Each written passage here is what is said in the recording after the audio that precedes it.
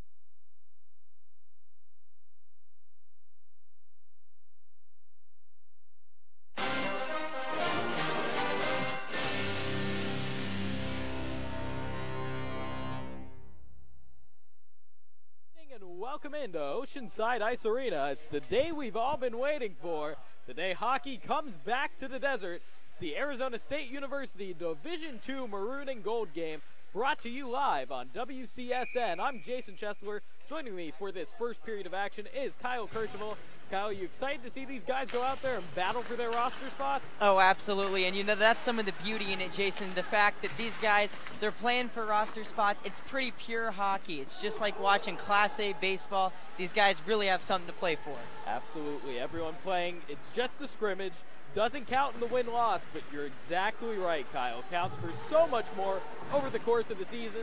And, you know, these guys are on the same team. They're still puck battling it out in the far corner. This one cleared away by Maroon. Looking for a little odd man rush. Austin Ehrlich gets it taken away. Sent back in by the Gold squad. Gold the offensive zone. Drifts out in front of the net. Makes the extra pass. Shot in front. Blocker save. And they wrap it back around behind the net. We didn't get a chance to do starting lineups at the top of this one. We'll be sure to update you with every line shift we can. This one cleared out and away safely by Austin Ehrlich. And, you know, right out of the gate, the Gold team with a lot of energy, trying to keep the puck down there. Unfortunately, Maroon was able to get it out on time. Both teams playing really hard to start off this one. Yeah, well, lengthy outlet pass there by Al Taylor, the goalie, looking for Jordan LeClaire. Couldn't handle it, ended up automatic icing. We have a face-off in the attacking zone for the Maroon team. Jordan Bledsoe entering the circle for this second Maroon team line. And face-off is controlled by Gold. They're looking for a little breakaway. They side and dumping it in is Ryan Francis. Puck battle. Francis fighting for this one as it squirts away into the near corner. Again, battling near boards. Francis does come away with a good movement along the blue line. This puck finds its way over. The Mark Devon sends it in. Back to Devon. Pass out wide. Wide working with it. It's Francis behind the net. Sent away and smothered after a little adventure in front of the puck. That one smothered and put away by the Maroon goalie, who we're assuming right now is David Ahmad. Yeah, and right there you mentioned Mark Devon and Ryan Francis, actually both freshmen coming from the WSHL. Devon putting up some pretty good numbers, 9 goals, 14 assists, and 23 points from Sacramento. Yeah, a lot of new faces out here in this D2 game. Again, the worst performers from this game is, wait, we have a little breakaway here for Maroon. Daniel Goins on his own, saved off the leg blockers of Al Taylor. Let's see if they can get it clear. Ricochets off the boards and back towards center ice. Maroon regains possession as both teams change lines. Back across the blue line, Maroon to the far side. Puck squirts away as they take it back behind the net. Pass out to Michael Leone. Dumped in once again. Maroon will complete their full line change from just 30 seconds or so ago. Now puck battle. Puck squirts away. They're looking for maybe a little 2-on-3 rush. Goal down the far side. It's Jordan LeClaire taken away. It's center ice. Moving forward with the puck, Michael Leone tries to send it in, but still, puck loose near center ice. This one will drift into Gold's attacking zone. Breaking towards it, shot goes wide. Might have been our first dangerous chance for either team, as this puck is eventually smothered. Stoppage of play. And we saw the forward there, number 58, Thad Asa, coming from Tilton Prep Academy in New Hampshire. His team went 22-9 during his senior season, so you can definitely tell with that speed there. He's definitely a guy to keep our eye on in this game. Yeah, a number of guys to keep our eyes on here in this one, Kyle. Again, the top performers from this game will hypothetically get a chance to fill out a roster spot tomorrow in the D1 Maroon and Gold team. And of course, the lowest performers in this game, they could be looking at a season shot on wide. This one drifts behind the net once again. But again, anyone who doesn't make the cut in this game, relegated to the D2 Pac 8 team, maybe a prospect team, or maybe out of the program. A lot at stake for a lot of newcomers in this matchup. Puck sent in by the Maroon team. That's Rob Wood, who was on the 4th line last season for the D2 Elite. And sent right back out by Gold, as both teams just looking to change. No one putting the stick on that one. Puck corralled back once again by Mitch Lyons. A lot of hustle. Pass is intercepted. Steven Casticelli shot on, saved off the leg blockers and cleared away. Dangerous follow-up there by Alex Howie out of Sandburg High School. And Maroon now back on the break after a dangerous chance by the Gold squad. Casticelli entering the game and immediately making an impact with a great shooting attempt right there. Taken around the net by Adam Howie. Both Howie brothers playing on the same line for the Gold squad. It's back to Alex Howie now. Out to the blue line, Mark Devon. Tries to send it in, ends up on the stick of Scotty Farr. Mitch Lyons, Scotty Farr, two guys familiar from the ASU D2 Elite fourth line last year, playing on this fourth line for the Maroon team as they dump it in, change lines. Gold looks to clear it, pass is intercepted in the defensive zone by Justin Havriliak. El Capitan back out there, shot deflected in front of the net. That one could have tried Taylor. Back out to the blue line, now shot wide, just wide, a dangerous puck from the blue line. Puck corralled in and handled by Havriliak. Havriliak sends it back in. Good possession hockey by Maroon, but it's eventually cleared away by the Gold squad. Boy, it's good to see Captain Abbey back out there in ASU Maroon. Puck moving across the blue line. Havriliak ruled on down the far side. Now they wrap it around Gretzky's alley, looking to dump it off to a defenseman. Instead of the blue line, they find Derek Champlin. Champlin's pass unable to be handled by his defensive partner, Tim Conser. Conjur's forced to send this one back in after Gold was able to clear it. And both teams, you know, they have puck possession. Shot on in front, saved with the leg blockers and smothered by Al Taylor. That was a dangerous play, a defensive zone turnover for the Gold team. Those will kill you. Solid shot from right in front of the net. Tried to go 5-hole, but Al Taylor there and able to squeeze that one. What I was going to say, both teams, a lot of puck possession, but not exactly. Shots from right in front, right in the slot, always dangerous. Automatic icing ruled off. Gold regains possession in their attacking zone. This could be dangerous. Puck is still loose behind the net and eventually corralled, controlled by Derek Champlin for Maroon. Advancing now far side. Can't handle it as RJ Kiefer comes away with it, but still Maroon on the attack. Save! Puck loose in front. Over to the side. Shot goes wide. Maroon regains possession. Dan Kenzie sends it in from the blue line. This pass goes Aaron. He was looking for the man in the slot. Gold regains possession. Let's see if they can advance the puck, though. Some difficulties with defensive zone turnovers for the Gold squad. This one makes it across center ice, advancing on the far side. It's, I believe, Ryan McNeely. No, it's Jamie Cotnoir. Takes a hit, loses possession, saved and smothered away by David Amon.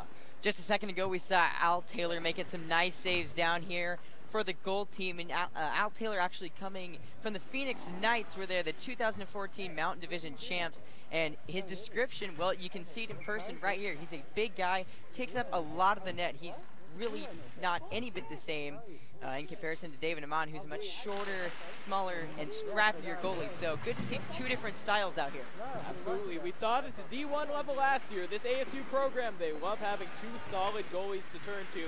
Haven't seen that at the D2 Elite level. Maybe with Taylor and Amon, that could be the year for that. Big hit into the boards, and we'll have a stoppage. Unsure what the call is. First sort of hit we've seen in the game so far. You know, that's the energy we saw at the beginning of the game kind of wear down a little bit. Teams really putting an emphasis on puck possession. Let's see if things get a little chippy here. Will be Michael Leone in the face-off circle for Gold. That puck went out of play. Attacking zone face-off for the Gold squad. I'm actually Mike up there. NBC Sports, NHL. Puck drop and controlled by Maroon. They look to clear. However, it's kept in. Puck eventually gets loose. Now we have a little on-man rush here for the Maroon team. Jamie Cotnoir pulls back. Solid defense. Good job getting back by Jacob Wiseman, former first-team defensive pair for the D2 Elite. Shot goes wide and corralled in the near corner. We've got ourselves a puck battle. Number of players battling for this one. Eventually, Gold will come away with it, controlled by Ryan Francis. Francis sends it over to the other side. Jacob Wiseman playing with fire there. Almost loses possession in his defensive zone, but Gold able to advance this puck.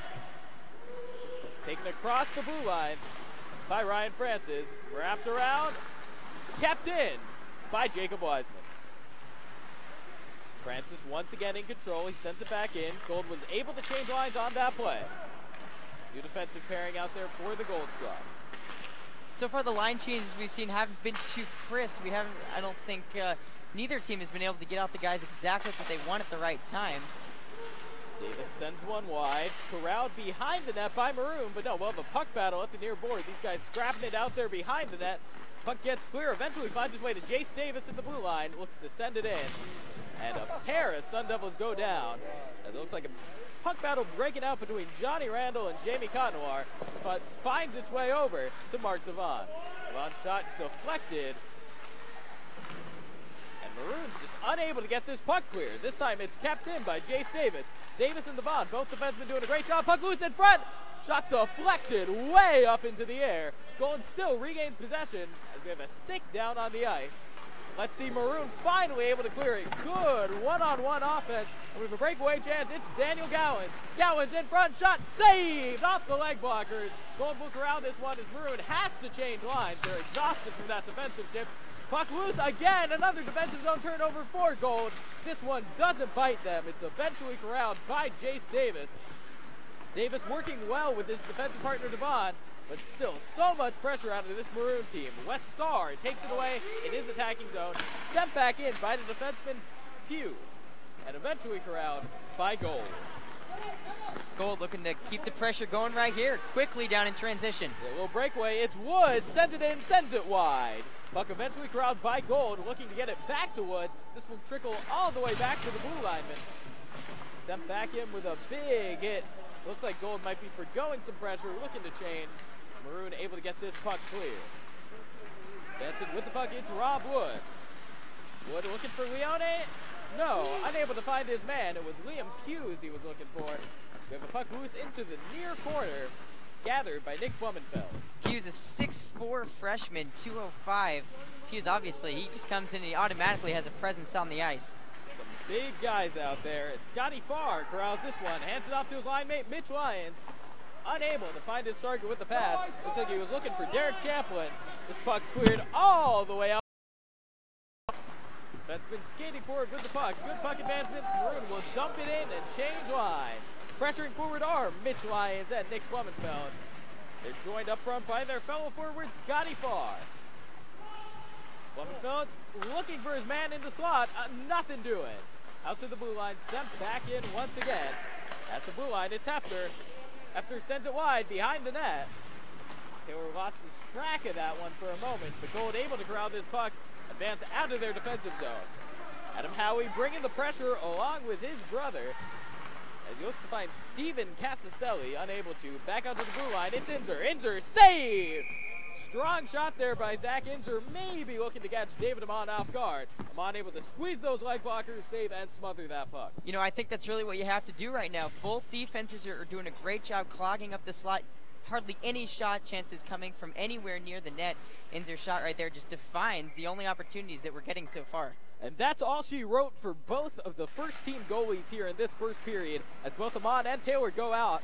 Ryan Seltenreich coming in for the goal team and Matt Inglis for Maroon. We'll see how this affects the game. Taylor looking very solid. Amon also some good work between the pipes. Gold regains possession in their attacking zone. Maybe a little tripping, nothing called. No, here's the whistle. We might be seeing our first penalty minutes of this game.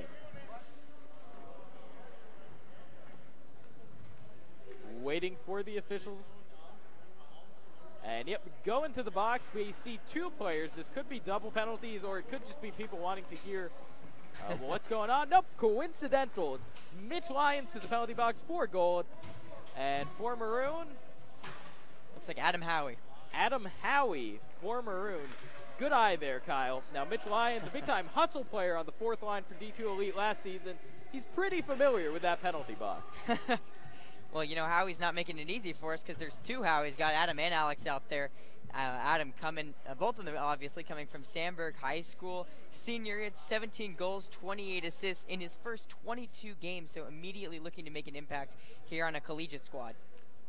And it looks like they're actually putting up for Maroon. It looks like Andrew Hefter is the number they're putting up on the scoreboard. Your point's very good about the Howie brothers, though. It'll be interesting to see these guys for the rest of the season. You're right, it's Howie. There you have it. It's Howie and Hefter. Mitch Lyons, falsely accused by me, nowhere near the penalty box. My apologies, Mitch. This pass is intercepted by Maroon, advanced forward by Havriliak. Captain gets it behind the net, able to find Ryan McNeely. McNeely leaves it for his man, defender Derek Champlin. Champlin in front, saved! Found his man in the slot, but McNeely unable to finish. Good effort by Inglis as Gold advances with the puck.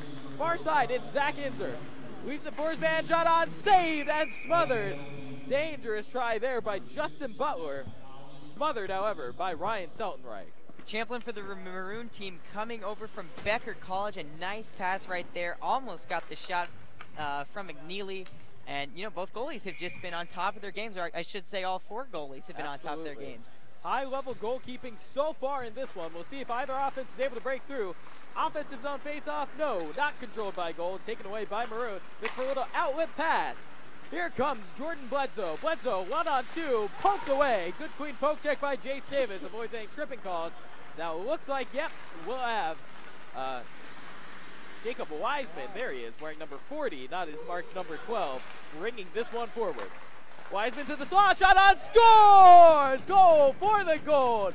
Jason Kuda sat in the slot, was able to beat Matt Inglis to his left.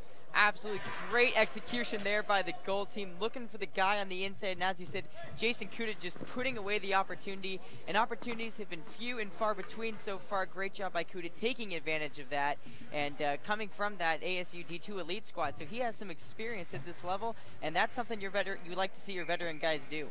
Kuda just totally unmarked in front of the net right there. You can't leave a guy like Jason Kuda alone in the slot. He'll make you pay for it, as he did there. First time we really haven't seen the slot clogged up by Maroon. Kuda doing a great job just being at the right place at the right time. Puck corralled behind the net by Maroon, taken away. We have a puck battle here behind the net. Squirts out, Maroon's still in control. They send it out to the blue line. It's Liam Hughes.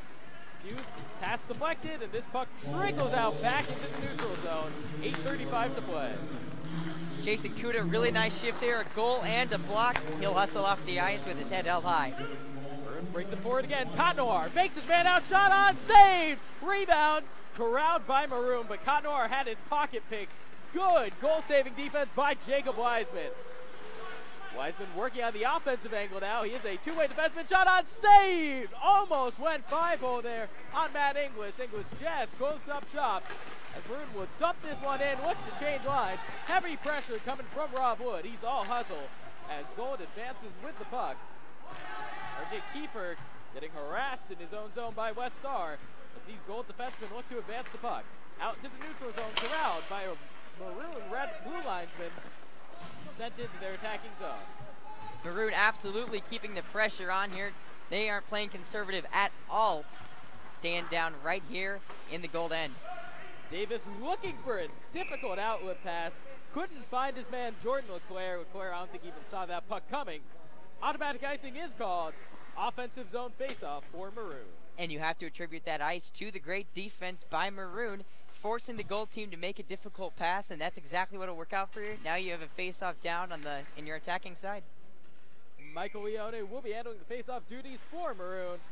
Looks like he's up against Ryan Francis. No, that's Johnny Randall, asked to leave the faceoff circle. Faceoff controlled by Maroon. Out to Tim Conzer. Conzer sends it in, shot on, save! Dangerous chance in front of the net for Michael Leone off the right leg blocker of Ryan Seltenrake. Shot from the blue line goes just wide. Crowd by the blue linesman. Sent back in by Conzer. However, pass is intercepted, poked away now. Puck battle at the near boards. Eventually corralled by Maroon. Let's see who comes away with this one. Good body control there by West Star. Shot drifts in front of the net. Saved and smothered, there we are, by Ryan Seltenrake. And that Gold shift right there. All these guys coming off the ice looking really exhausted. Maroon doing an absolutely phenomenal job of just keeping the pressure on. Very high pressure game plan here for Maroon.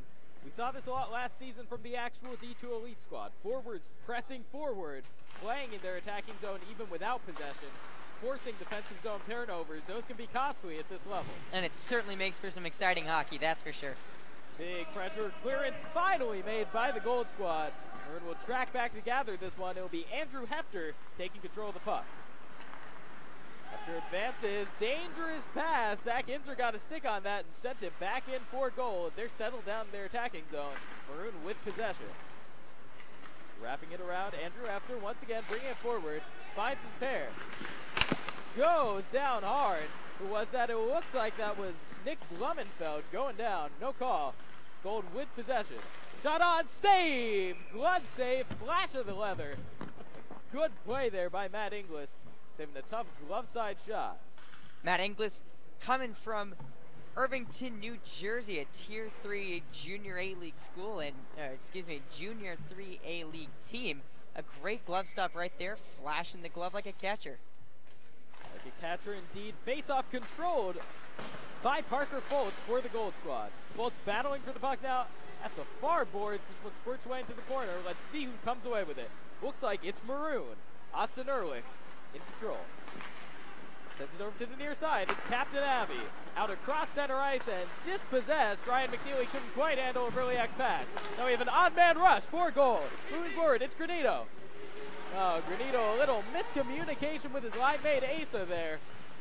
Gold still retaining possession in their attacking zone. This puck will get cleared finally by Maroon. Austin Ehrlich taking care of it. And both of these teams, almost every time in transition, seem to be just one pass away from getting down into the zone. And it's just maybe another breakaway here for Gold. Howie, shot is deflected, blocked away by a Maroon defender. As Jacob Wiseman unable to keep the puck in. He'll take it back into center ice, try and send it back in. Puck returned from whence it came. It's once again Wiseman in control, this time in its defensive zone. Jace Davis moving forward. The defenseman beats a couple of men. Good deking there, sends it in. Unable to find his man. The puck is loose behind the net. Poked away, not cleared. Jacob Wiseman keeps it in. Wiseman once again, fans on it. Unable to keep this puck in. Neutral zone, maybe a little one-on-one chance here for Ryan McNeely. Nope, doesn't have the pace. He turns around, hit into the boards by Wiseman. And great to see Jace Davis back out there. The freshman from Chandler, Arizona, a really exciting player to watch. Actually comes from a league that yields 45 NHL players. Talented league, talented players here on the ice. We have a shot on, save! Rebound, save! Two dangerous chances for Daniel Gowans. Good, solid goalkeeping by Ryan Saltenreich, saving his Gold Squad, preserving the lead. Saltenreich picking up right from where Taylor left off, playing a great net for Gold. Maroon sends it in, they'll look to change. Gold corrals the puck. Jace Davis, the aforementioned Chandler kid, handling the puck. Sends it over to his defensive partner, Jacob Wiseman. Puck over to the near side, advancing forward. It's Butler. Butler and Morgan, such a dangerous pair last season. So far, not in this M&G game. Puck cleared and dumped in by Maroon. Fanned on by R.J. Kiefer. Dangerous puck. Kiefer battling for it at the far boards. It's eventually corralled by Daniel Gowans for Maroon. He has it taken away. And now advancing forward, it's Zach Inzer for the Gold Squad. Gets the puck clear of his own into center ice. And across the blue line, here comes Kuda. Kuda looks for his man in front of the net. And now he's battling for it. Unable to take possession away from Dan Kenzie. Kenzie, solid defender, also very nimble on the puck. He's able to find his man, Jamie Cotnoir. Cotnoir dumps it in. Maroon will change lines. Gold looks to get the puck clear from this heavy Maroon pressure. Unable to connect on the outlet pass. Icing will be the call. You said it exactly right. Heavy Maroon pressure. There you see almost an entire rink pass there to try to convert on that one. And, you know, those you're just not going to convert on too often. And also, you know, Jason and I, before the broadcast, we really were discussing the nerves that are involved with this game. And Jace Davis, a guy who really fits what Coach Powers is looking to do at the D1 level. And he's really got something to play for with that aggressive defensive play. Yeah, spots are hard to come by here in this ASU hockey program. Maybe an odd man rush for goal. Out in front in the slot, shot on, saved! Off the left leg blocker and smothered by Matt Inglis. Dangerous chance for the goal. They had the odd man break there, 3-on-2. Good extra pass. Found his man in front of the net. Couldn't quite see the number on his back. And a dangerous shot saved by Matt Inglis. Great save by Inglis right there, and also doing a great job to corral that rebound, not giving up any second chance opportunities. Face off in the offensive zone for Gold. It's controlled, set in front of the net, and pass just goes wide. That one would have been dangerous if it had found Jordan Leclerc's stick. Set back in by Gold. Maroon unable to clear this one. Behind the net, puck still loose. Corralled and controlled by Efter. He's not able to clear it though. And eventually drifts away to someone with space. That's Liam Hughes. The imposing Hughes handling the puck behind his net. Now Maroon advancing with it far side. Puck taken away and brought back into the attacking zone. It's Ryan Francis. Francis looking for his man behind the net. Sent around, wrapping it through Gretzky's alley. It's Johnny Randall. Randall looks to hand it off to Francis. Miscommunication, and it's taken away by Maroon. Effective deking by Scotty Farr. He advances into the neutral zone. Big hit laid down, and we have a potential. No, puck just taken away by Jace Davis from what could have been a one-on-one between Nick Blumenfield and the goalie Ryan Steltenreich. And physical play has definitely turned up a bit. We see Ja Randall out of Scottsdale, part of that ASU D elite team. Effective move, shot on, and scores! Neutral zone turnover for the goal team. Great double move by Austin Ehrlich. He finds El Capitan, Justin Ovriliak, set up for the one-timer. 1-1 game. Just as you said, the captain right there coming through. That's twice now we've seen two veteran players converting on really big opportunities in this game, and you really like to see that. That's really reassuring for any coach. Let's see if Gold can respond here with about 2:23 left in the first period. And we've seen Gold get away with a few defensive zone turnovers in this one. That time just a neutral zone turnover, usually a bit more innocuous. But hey, great double move by Austin Ehrlich. He was not letting him get away with that, and he found Vriliak for the goal. Puck controlled at center ice by the Maroon team. Taken across the blue line, Ryan McNeely. McNeely looks for a Vriliak. No goal number 2. Puck goes off the skate of a Gold defender. Vriliak skating well in front of the net.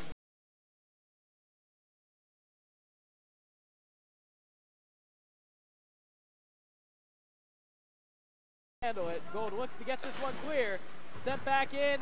Nope. Ricocheted off his man. That puck bounced off of Thad Asa. Back into the neutral zone. Maroon sends it back in as both teams look to change. Gold advancing. They got through their line change quicker. Across the blue line, it's Jake Granito. Granito shot, save! Again, a number of guys challenging the leg blockers on Matt Inglis. Inglis has answered the call so far. Granito right there with a bit of an audacious attempt right there. He might have had a chance to set something up. Decides to take the long shot from the blue line, but I know, that's what you got to do with this great defense. Absolutely. Granito just running out of space, decided to wind up for one and fire it away. Not going for any double moves or quick wristers on that breakaway. Face-off controlled by Adam Howie for the goal, and shot goes wide. Puck squirts away. Maybe an odd man rush chance for Maroon. Nope, can't corral the puck. Sent back in by Gold, where it's corralled by a Maroon defender. Again, puck very back and forth hockey so far through this first period. Automatic icing is the call. Aside from a few possessions for Gold early on, no one really able to settle down, set up shop in their attacking zone. Everything's been very back and forth. You're absolutely right, Jason. Both teams matching each other punch for punch right now, physically and offensively and defensively, as a matter of fact. And it's great to see these two teams battling out really even. And, you just got to be really excited about both of these teams. Pair of balanced squads, a lot of talent. Brought across the blue line. It's Gowans. Looks for his man. No. Takes it around behind the net himself. Big hit, and the puck gets loose. Gold looks to clear it, and it eventually finds its way to the stick of Steven Cassiselli. Cassiselli sends it in, looking for Adam Howie. Howie gets control of this one. Let's see who they can find. RJ Kiefer sends it back around. Poked away. Let's see who takes this puck battle. Puck still loose behind the net. Goes into the near corner, and it's eventually corralled by Andrew Hefter, the Maroon defender. Hefter brings it out himself, sends it across to a forward. That's Jamie Cotnoir. Cotnoir pits a move on his man, bringing it across, far side. Puck is poked away. Maybe a little odd man rush chance for Gold. No, they'll look to dump it in and just change lines. Pressure coming across by Kiefer, however. Interesting line change here with 15 seconds. Let's see if anyone comes out with a little bit of extra energy, like right here. Shot on wide. Dangerous chance, looking for his man in the slot. Nothing doing, just the Maroon defender. Puck is cleared. Wiseman looks to send this one back in. But that'll do it for our first period. The score at the end of one, Maroon 1, Gold 1. Now let's take a look at some upcoming games for the Arizona State Division II Elite. College of Canyons will be the opener. That's on September 27th. Then a pair of games against Weber State on October 3rd and 4th. Those were a pair of defensive battles last season. Finally, October 10th, the first road game of the season for the D2 Elite at Grand Valley.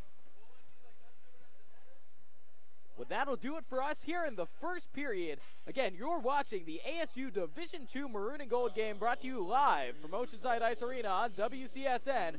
At the end of one, the Gold team won, Maroon team won.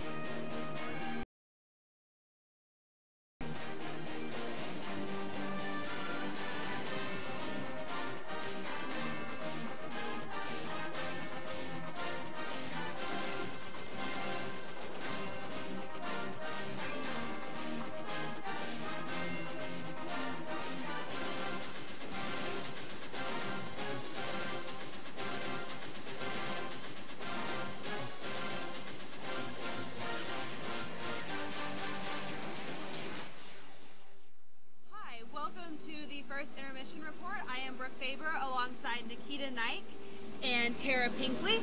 So, with the Gold's offense playing the way they are, how will the Maroon team respond in the second period? Well, hopefully better than how they started out this game. They were a bit sloppy and just not well put together when they started. They had a lot of turnovers, they didn't win many face-offs, and they just didn't have as many shot on goals. So they need to bring those stats up if they want to come back and beat the Gold. Yeah. They're tied right now, but they need that to be. Yeah, you definitely saw Gold's aggression as they were the one that were able to score first. They definitely played with more power and more commitment, and you could definitely see that the difference between the Maroon and Gold team. The Gold team definitely dominated, but the Maroons goalie was definitely the difference maker for their team. So Gold got on the board first. What was your take on the goal, and how did the Maroon team respond? So Jason Kuda makes the first goal, number 53, and he is a Gold team member. They get their first shot, and you can definitely see that Gold looks more put together. And he, number 53, Jason Kuda, definitely looked like he was been driving a lot of the plays throughout the entire period. Also with that, the Maroon and Gold, the Maroon needs to get the puck out of their zone more. It was in their zone for nearly 75% of this period, and if they want a chance to come and beat the Gold, they really need to get it out of their zone. They're not going to win if the puck's in their zone. So with the Gold team dominating the time of possession, how is the Maroon team going to respond, and how is Gold going to try and keep their lead and their aggression in their time of possession? Well, the Maroon needs to respond by being more careful with how they deal with the puck. They're very sloppy with how they dealt with the puck. I know Gold had those few turnovers in the defensive end, but not as much as Maroon did. Maroon had plenty of turnovers all over the board, and they just really needed to eliminate that if they're going to match Gold's aggression. You're right. And at the end, Austin Ehrlich was able to put a score on the board for the Maroon team. And so if they play with the same kind of aggression and drive that they played at the end of the period, if they play the same way in the next 2 periods, I think they'll look at a better end for this game. I think the Maroon scoring at the very end of the period definitely put them on a high note going into the second period, and it'll definitely be good to see how they're going to respond from that and how the Gold team is going to respond to such a late goal in the period. Mm-hmm. So that's it for the first period intermission. Stay tuned. Signing out is Brooke Faber, Nikita Nike, and Tara Pinkley.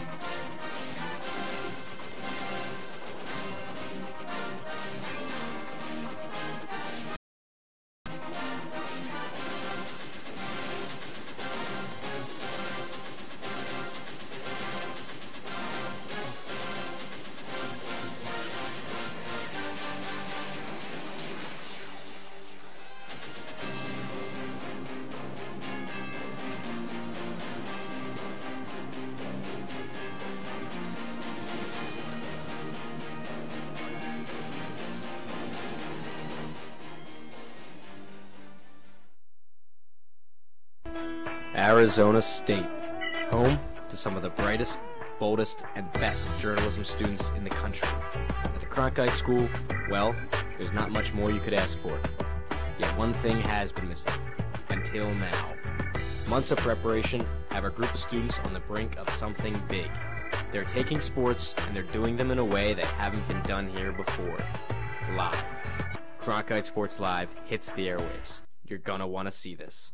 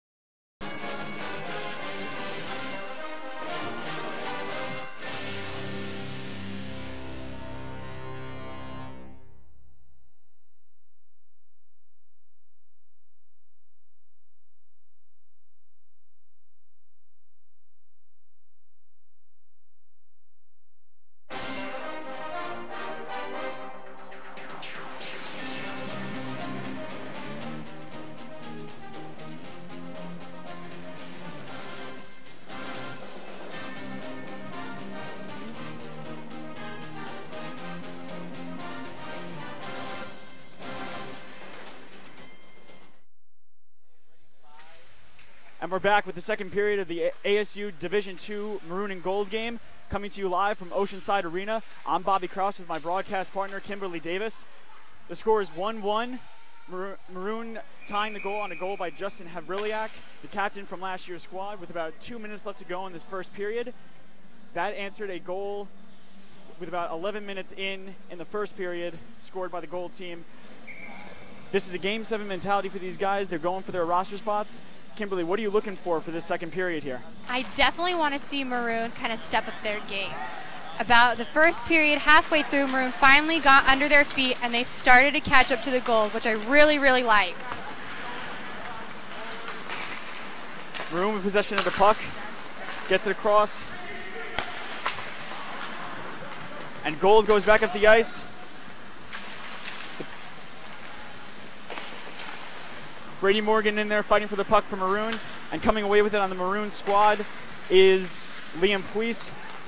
He takes it up the ice, and he scores!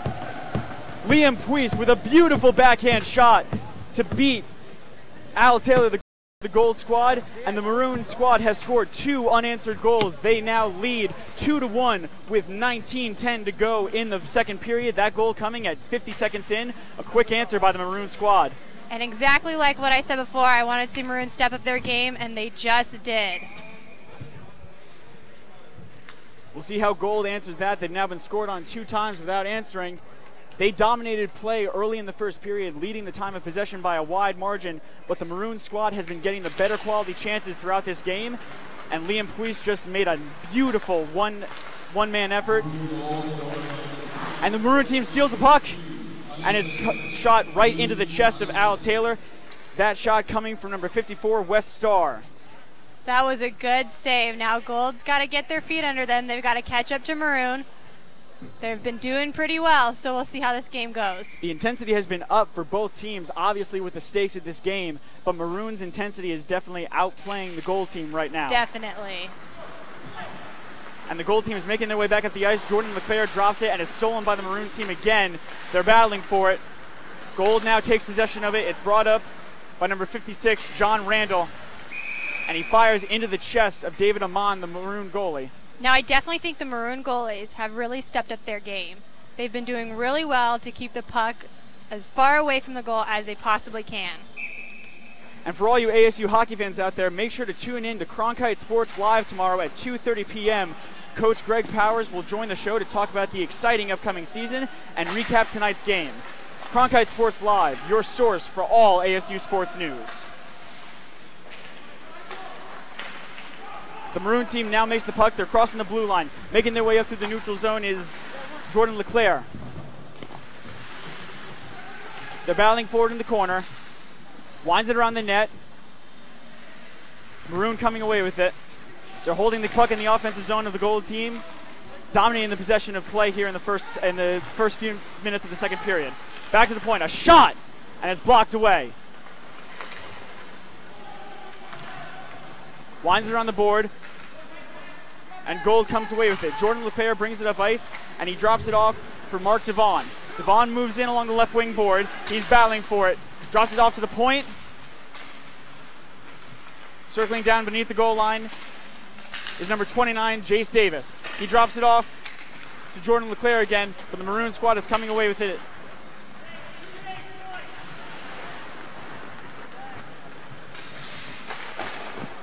And the shot is saved by the Maroon goalie, David Amon. That shot coming from number 59, Jake Granito. Now this game has definitely been a heavy-hitting game. They're not afraid to check each other. They'll get in it. It's been a little bit rough, but I like that. They all show that they want to make this team this year. And it's never a bad thing to have competition on a team. It really brings out the competitive spirit and gets you ready for the regular season. Of course. Face-off won by the Gold team, but the Maroon squad is coming away with it yet again. Little mini collision along the bench areas. Liam Puis circles it back into his own defensive zone, and the Maroon team now look to make their way up ice. Number 46, Nick Blumenfeld, excuse me. Blumenfeld winds around the boards to number 61, Scott Farr. He's battling forward there with number 40 on the Gold squad. And now let's see if the goal team can do something with this opportunity. They're making their way up the ice. Up the left wing board. Liam Puis knocks it away, and he gets it to his partner, Adam Howie, number 60.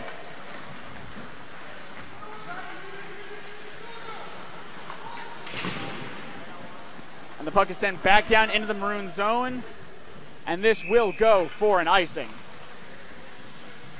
All right, this game is getting intense. You can see that the puck has been in a little bit of the gold zone a little too much. I think Maroon is trying to make sure that they win this game. They want to win this game. They want to show that they belong on this team this year, and I think they've been doing that extremely well so far in the second period. Exactly, and they needed to match the intensity that the gold team showed coming out of the gate in the first period. This one's wound around the gold net. The gold team is just having a hard time getting quality puck possession and being able to start their offense out of their own zone. They got to get their feet under them.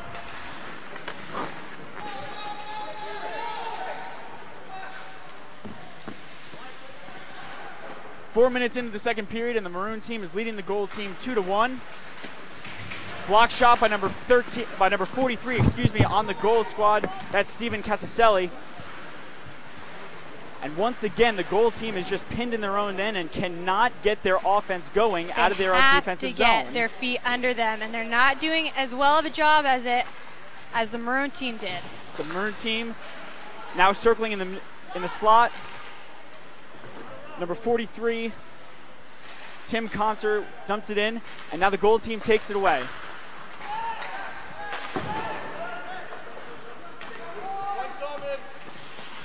Well, the goal team finally now has some pressure in the Maroon offensive zone.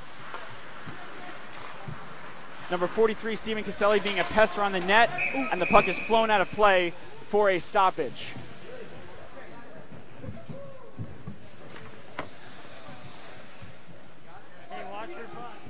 Now I think Maroon has been doing a great job, and I've said this the whole period. They really, really have been doing good. As you notice, one of the players, number 24, he's a huge body, and he can check like any other player. He's got a big body, which is great for this team. That's handled by the Maroon goalie, number 1, David Amon. And it's wound around to one of his defensive partners. Oh, and an almost connecting nice centering pass by number 50 on Maroon. That's Ryan McNeely.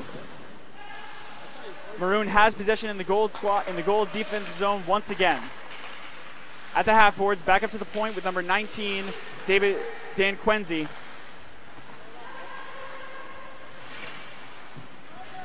The gold squad is just not going to be able to keep up their defensive pressure on this Maroon squad if they keep getting zone like this. And that shot goes wide of the cage on the gold squad. Maroon still has possession. Number 19, Dan Quenzi, feeds it down low, and he gets a centering pass back, but it's tipped away by the gold squad into the corner. At the half boards, number 13 on the gold squad, Zach Inzer battling for the puck, and the gold squad comes away with it. They make their way up ice,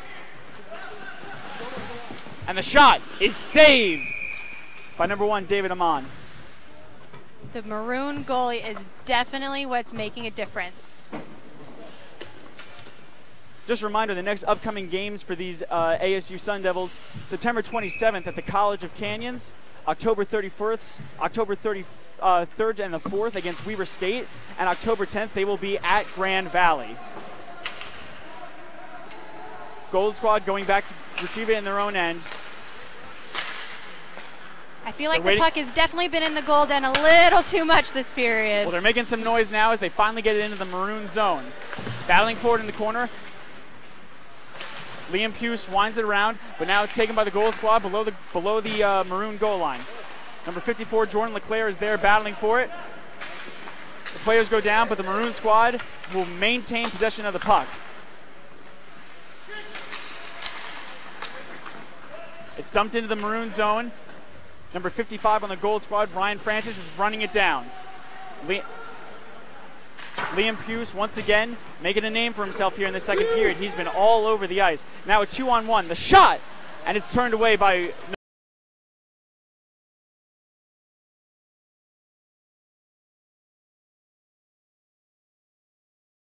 to re-enter the zone. It's stopped there. He's chasing it down, takes it to the crease, and fires it wide. And now it's taken away by the Gold Squad. They make their way up ice. They've got a 3-on-2 if they hurry. Number 54 on the Gold Squad, Jordan LeClaire, fires, and it's tipped aside. Gold maintaining possession. Below the goal line, that's number 56. John Randall battling for it. Gold has possession here. Let's see if they can do something with it. Back to the point. Fired in, and it's blocked away. Gold maintaining possession here. Gold is putting some pressure on. And a nice save there by David Amon. He's finally getting some pressure here in this second period. Taken below the goal line by Gold, and it's tipped out of the zone. Gold will have to try and get that offensive pressure back if they want to get back in this game. Both teams get the changes that they want as Gold tries to make its way up ice. Number 43, Steven Casaselli, steers it in, but Maroon comes away with it. Making his way up the left wing board is number 60, Mitch Lyons, and that shot from Lyons is saved by Al Taylor. Now, if you saw, Bobby, a couple plays were made down in the Maroon end by the Gold team. They tried a couple wraparounds, they tried a 2-on-1, and they've been making some plays, so they're definitely trying to catch up to the Maroon team. And definitely in the last 2 or 3 minutes, the intensity for the Gold Squad has picked up. They had a good sustained offensive pressure in the Maroon zone, but now they're going to have to stand tall on defense. The faceoff is won by Maroon, but it's taken away by Gold, number 14, Mark Devon. He winds around the boards to his defensive partner, and that puck will come out of the offensive zone for Gold. Number 43 on Maroon, Tim Conzer. And now let's see it. We got a breakaway here. And the shot is saved by number 1, David Amon. That breakaway was nice, though. He definitely tried to get that puck in the goal. That was Thad Asa. He tried to get in between the 2 Maroon defenders and get a little space, but David Amon stood tall even as he was knocked over into his own net after the puck had gone up into the netting. And he definitely had some speed on him, which is always nice to see. You want to see players with speed. They'll get down the ice, they'll get the puck, and then you want those players that no one else can catch. Exactly. 11:42 to go in the second period. Maroon leads Gold 2-1. We got a little bit of problem on the face-off. The intensity is definitely there from both teams. It's wound around the boards. Number 45, Maroon. That's Andrew Hefter. He comes away with it, but now it's tipped back into the offensive zone for Gold. Number 19, Dan Quincy behind his own net. He winds it around to number 45, Andrew Hefter.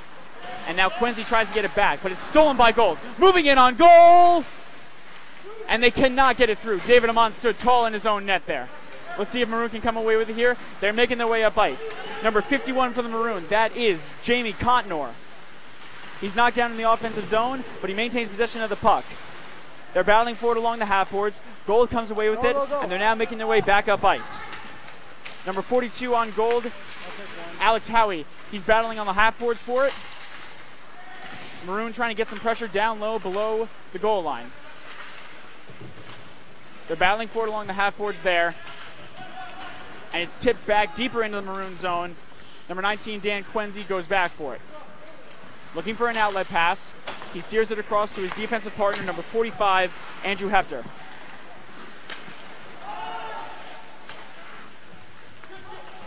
And the puck was played by a high stick there on Maroon, so we will get a stoppage in play for another faceoff. Now, a name I think you have to watch for on the Gold is number 51, Brady Morgan.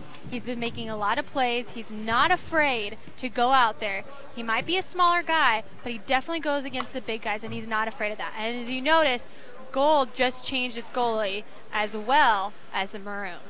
They did this in the second period, in the first period as well. Each goalie seems like they're going to play about half of the period, give or take a few minutes. And a hard hit there along the team benches, but on number 53 from Gold, Jason Kuda, the goal scorer for the Gold Squad, excuse me. Battling for it there at the faceoff circle on the Gold offensive zone. Winds it back around, up to the point, and it's tipped out of the zone, and Gold will have to chase. Number 50 on the Maroon squad, Ryan McNeely, chasing it down, and the goalie for the new goalie for the Gold squad, Ryan Seltenreich, winds it around. Gold moving in on the right wing side. He shoots, and it goes wide. Maroon picks it up, but not completely out, as number 53 on Gold, Jason Kuda, sends it down to the face-off circle, and a shot is tipped away into the corner. Number 55 on Gold, Ryan Francis, winds it around, Gold is still maintaining possession here, which is what you want to see if you are these coaches. And that pass in the slot was tipped up. The connecting pass from number 48 on Maroon, Austin Elric, went wide, and we will get an icing call. And what I really like, Gold didn't get afraid when Maroon went up 2-1. They said, you know what, we got to come back and we got to win this game. They've been putting a lot of pressure on, so Maroon has to watch. The defense has to get back in time to make sure they'll cover their goalie. Gold has another chance to get some offensive pressure here in the Maroon zone. Number 49 on the Maroon squad, Justin Havriliak, is tossed out of the faceoff, which is won by Gold. Good blocker by number 50 on Maroon. Down in the goal, down below the goal line, number 56 on Gold, John Randall battles with it. Now it's number 57, Parker Foltz. Lines it up to the blue line, and the pass was blocked and tipped out of the offensive zone. Gold will have to retreat. Still battling forward there. Maroon comes away with it. That's number 49, Justin Havriliak, the goal scorer, the first goal scorer for Maroon tonight. Liam Puis, the other goal scorer, fires, and it's saved by Ryan Seltenreich. Puis dumps into the offensive zone to give the Maroon team the change that they want. Gold waiting below the goal line, waiting for their team line change as well, looking for the outlet pass. Gold now making their way up the ice. They're circling in the defensive zone. Good work by Gold right there. Zach Inzer dumps it ahead to number 56, John Randall. He makes his way down the left wing side, but his pass is stolen away, and Maroon goes the other way with it. Number 54, Wes Starr, makes his way down the left wing side. He's battling forward in the corner there. He's trying to wind it up to his defensive partners, but he cannot do it. The pass comes out to center, and Maroon will maintain possession of it. Number 43, Tim Conser, fires in. Seltenreich behind his goal to go and get it.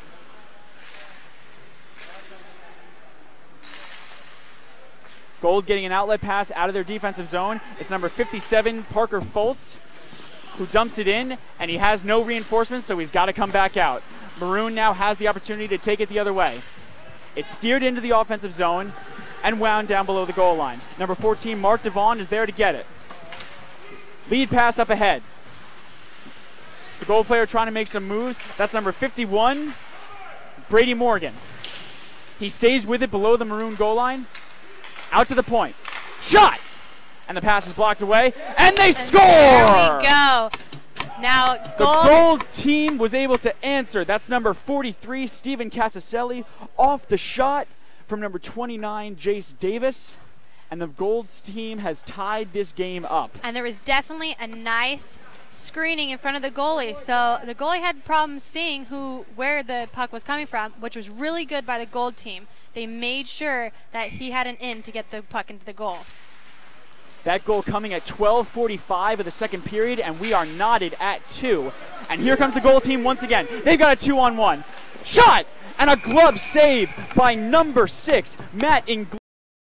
The team has their legs back underneath them, and they are now becoming the dominant team here midway through this second period. And what I like about Matt Inglis, though, he didn't let that puck scare him.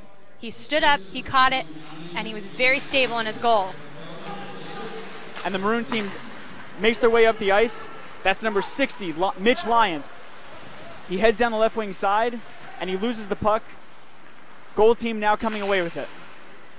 The Maroon team cannot hold it in the zone, and here comes the Gold team once again. That's number 51, Brady Morgan, slides it across, and a great save by Matt Inglis, sliding across his crease to get that shot. And I think that's a save of the game right there. That could determine this game. The Maroon team is being kept back on their heels now as the Gold team is starting to dominate once again. Liam Puis now battling with it, gets it out of his defensive zone, but it's taken right back in. Gold shot, and it's kicked away to the corner by Ingles. At the half boards, now below the goal line, that's number 42 on Gold, Alex Howie. He's battling forward there with number 43, Steven Casaselli. Devon dumps in, now down below the Maroon goal line. Puis, who has been all over the ice this period, comes away with it once again, and now it's tipped out of the offensive zone of Gold and back down towards the Gold defensive zone. No icing on this one. Liam Puis is a name you got to watch out for. It's brought back up the ice by the Gold squad. Number 47 shoots, and it's tipped up into the netting. That was number 47, Justin Butler, with the shot that was tipped up into the netting. And we're here for a face-off. And you now look at this Gold goal. The shot came from the point, and it was tipped out and blocked away, and then Jace Davis was able to punch it home from the slot off the nice rebound. Shot here, and it's blocked away by number 52 on Maroon, Jordan Bledsoe. He now makes his way back up the ice with the puck and dumps it off to number 51, Jamie Cotnor. He dumps it in below the Gold goal line. It's wound around the boards where number 42, Alex Howie, can try and get it. And the Gold team now makes their way up the ice. Number 22, RJ Kiefer, dumps it into the Maroon zone, and it's down below the goal line. Number 45 there for Maroon, Andrew Hefter, out to get it. And as we saw in the beginning of the period when the Gold team couldn't complete their passes, now the Maroon team are having a hard time completing their passes to get their offense going. It's wound around below the goal line. Number 53, Daniel Gowans, keeps it into the zone, but it's taken away by number 40, or excuse me. Now at the blue line, they're battling for the puck. It's kept out of the Maroon offensive zone, but now it's brought right back in by number 45, Andrew Hefter. And that shot from the low angle on the goal line was saved by the Gold goalie, number 6, Ryan Seltenreich. Now Maroon's got to get their feet under them. They're getting a little bit sloppy. What I liked is that once the game was tied, the physical game came back. It was away for a little bit, but now it came back. They're checking each other. They're going after each other. They're showing that they really, really want to win. Faceoff is won by Gold, and now it's taken away out of the offensive zone, but Maroon is back in their own neutral zone to contest with it. Liam Puis fanned on his first pass attempt, and now that has led for the opportunity for Maroon to take it back in. Number 49, Justin Havriliak, fires, and it's tipped away by Ryan Seltenreich. Gold now making their way back up the ice. Puis gets it yet again, keeping the Gold team out of his defensive zone. But now they enter, and the pass across is taken by the Maroon squad. Number 54, Jordan LeClaire on Gold, could not complete his pass across, and it was stolen by Gold. There will be no icing on this call as Puis is back to get it in his own end. 4:19 to go in the second period. Coming to you from the Oceanside Ice Arena. 2-2 is our score. Centering pass, and that pass is saved. And Matt Ingles came up big there. Number 29, Jace Davis, was on the shot. Now we got a little bit of a cool story. Kota Angbar, who played D2 for ASU last year. Now I heard he stayed in Arizona all summer working extremely hard just so he could make the D1 team. And guess what? Tomorrow he is playing with the D1 team at the Maroon and Gold scrimmage for them. It shows you what the hard work will do when you impress these coaches. Gold wins the faceoff, but it's now taken away by Maroon. They dump in number 54, West Star. It's wound around the goal, and the possession will stay with Maroon. Number 19, Dan Quenzi, tips it in, but now it's taken away by Gold. Number 51, Brady Morgan, makes his way up the ice, heading down the left wing side. He's got a man with him, centering pass, and it's saved by Matt Ingles. Gold still has possession of it. It's now taken away by number 54 on Maroon, West Star, but it comes out in front, and Matt Ingles is forced to make a diving save across his crease. And just like how the first period started is how the second period is ending. Now, Matt Ingles is definitely the difference maker with the Maroon team right now. He's keeping all the pucks out of the goals as much as he can. The goalkeeping play has been outstanding in this game. Both sets of goalies have been peppered with an amazing amount of shots and quality chances, and for the most part, they have stood tall. Gold now with possession of it. They look to re-enter the offensive zone. The pass is across to number 56, John Randall, and his shot, I should say, is tipped up into the netting. We will get a stoppage of play at 3:27 in the second period to play. Our score is 2-2. Kimberly, these players just seem to not want to lose this game. Obviously, this game doesn't mean anything in a record book, but these guys are playing for roster spots, and it sure is showing. Of course, and they don't want to lose their roster spots. They want to be able to play for ASU D2 Hockey team. Last year, they did phenomenal, and this year, I expect the same. Maroon comes away with it now. They're looking to enter the offensive zone. The pass is across to number 44, Derek Champ. The Gold squad, that's number 51, Brady Morgan. Gold now making their way up the ice. Brady Morgan enters the offensive zone. He drops it off, and the shot goes high. That was number 22, RJ Kiefer, off the drop pass from Brady Morgan. Now it's circulated down below the Maroon goal line. Back up to the point. He's looking for a shot. Across to RJ Kiefer. His shot is blocked away. Gold, another shot. And that pass is tipped wide of the goal. Now, Brady Morgan, you got to watch out for. He's made a couple beautiful drop passes, which I think will be a difference maker for Gold. Maroon now comes away with it, but this will go for an icing as the Maroon squad could not connect on the pass intended for number 57, Rob Wood. Now, Bobby, when you told me about the players working very hard to keep their spots on the team, there's 17 players returning from ASU D2 Elite last season, and we got a penalty coming up to number 56. Number 56 on goal, that is John Randall. I believe that the penalty was for slashing, and it is. And he is a Scottsdale native, too. He grew up in this beautiful area. So Maroon will get a power play, I should say, for the next 2 minutes. That'll take us down to the end of the second period. But the faceoff is won by Gold, and they're now trying to kill some valuable penalty kill time in the Maroon zone. Number 58 on Gold, that's Thad Asa, was in there alone, but now Maroon can start their power play. They head up ice, number 44, Derek Chaplin, but Gold comes away with it, and they're going to look to clear here. Number 47 on Gold, Justin Butler, is trapped in his own end, but they are able to clear the puck down the ice, I should say. 2 minutes to go in the second period. 2-2 is our score. Maroon has 1:28 left to go on their power play, and they're now looking to start it up. Let's see if they can do anything special here, Bobby. Waiting at the half boards. He now brings it back up the ice. That's number 45, Andrew Hefter. Number 40 for the Maroons, for the Gold squad, I should say, gets it. But Liam Puis comes away with it at center ice, and he now enters the zone. Wheels back around at the point, and his pass is tipped out of the zone, and the Maroon team will have to retreat. Puis dumps in and is now trying to create a little offense on his own. He winds it around to number 60, that's Mitch Lyons, back up to the point, but the Gold squad comes away with it. Let's see if they can get a little pressure here going, shorthanded. Entering the offensive zone, that's number 47, Justin Butler. He fires a shot wide to kill some time. There's Mitch Lyons again. He runs into the linesman, but now Dan Quincy comes away with it. The play is onside. Dan Quincy waiting at the point. Slides it across to Liam Puis, who shoots, and a glove save by Ryan Seltenreich. A beautiful glove save on the shot by Liam Puis. And you can tell Liam Puis is a hard shot. Not only is he a big body, but I think he can shoot extremely well from the blue line. And that was a quality chance right in the high slot, and Seltenreich had to be on top of his game. Exactly 1 minute to go in the second period. We have a face-off from the Maroon in their offensive zone. It's won by Maroon, but now battled away for, and it's kept by Maroon. Number 51, that's Jamie Cotnor, takes it below his goal line and winds it back up to the point to Puis. Across to Dan Quincy at the point. Dumps it down to the half boards where number 53, Daniel Gowans, is there. He falls down but is able to keep the puck in the zone. And a shot is saved into the chest of Ryan Seltenreich. That shot coming from number 51, Jamie Cotnor, from a hard angle just above the face-off circle on the right-hand side. And we'll get another face-off here in the Gold defensive zone. 6 seconds to go on the slashing penalty to number 56, John Randall, for Gold. He's getting ready to exit. And if you notice, the boards are their friends. They were passing off the boards, which is a great idea. Using the angles of the game to their advantage. That shot from the hard angle is saved by Seltenreich. We're at 32 seconds to go here in this period. Randall will be released from the box in 1 second of gameplay.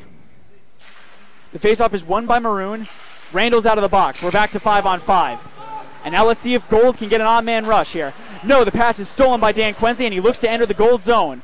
He's taken down to the half boards and loses possession of the puck. Number 29 on Gold, Jace Davis, comes away with it.